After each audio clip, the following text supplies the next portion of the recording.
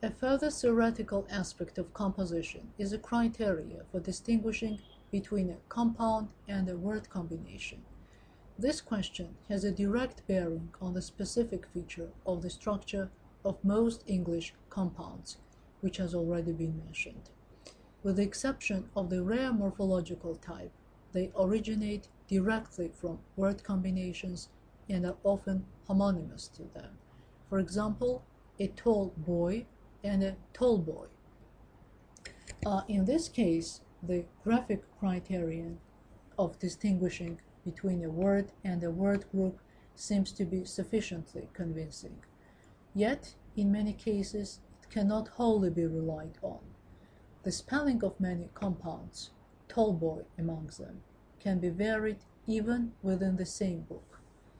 In the case of tall boy, the semantic criterion seems more reliable, for the striking difference in the meanings of the word and the word group certainly points to the highest degree of semantic cohesion in the word. Tall boy does not even denote a person, but a piece of furniture, a chest of drawers supported by a low stand. Moreover, the word group a tall boy conveys two concepts: a young male person and big in size, whereas the word tall boy expresses one concept.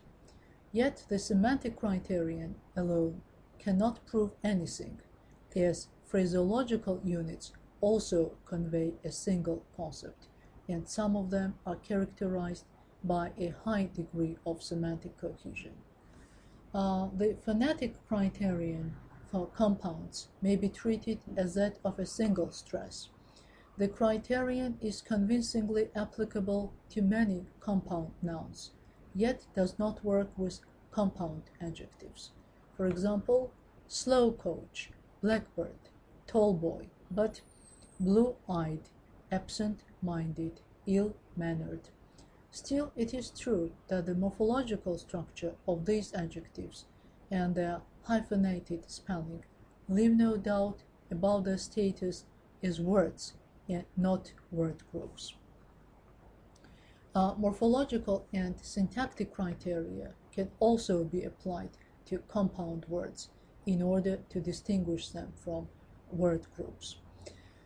In the word group a tall boy, each of the constituents is independently open to grammatical changes, peculiar to its own category as a part of speech. For example, they were the tallest boys in their group. Between the constituent parts of the word group, other words can be inserted. For example, a tall, handsome boy. The compound tall boy, and in actual fact any other compound, is not subject to such changes. The first component is grammatically invariable. The plural form ending is added to the whole unit. Tall boys. No word can be inserted between the components, even with the compounds which have a traditional separate graphic form. All this leads us to the conclusion that in most cases only several criteria, semantic, morphological, syntactic, phonetic, graphic, can convincingly classify a lexical unit as either a compound word or a word group. And now let us deal with semi-affixes. Better sorts of lipstick are frequently described in advertisements as kiss-proof. Certain technical devices are foolproof, meaning that they are safe even in a fool's hands. All these words with proof for the second component stand between compounds and derived words in their characteristics. On the one hand, the second component seems to bear all the features of a stem and preserves certain semantic associations with the free-form proof. On the other hand, the meaning of proof in all the numerous words built on this pattern has become so generalized that it is certainly approaching that of a suffix. The high productivity of the pattern is proved once more by the possibility of coining nonce words after this pattern. For example, look proof or need proof. The component proof, standing thus between a stem and an affix, is regarded by some scholars as a semi-affix. Another example of semi-affix is man, in a vast group of English nouns denoting people.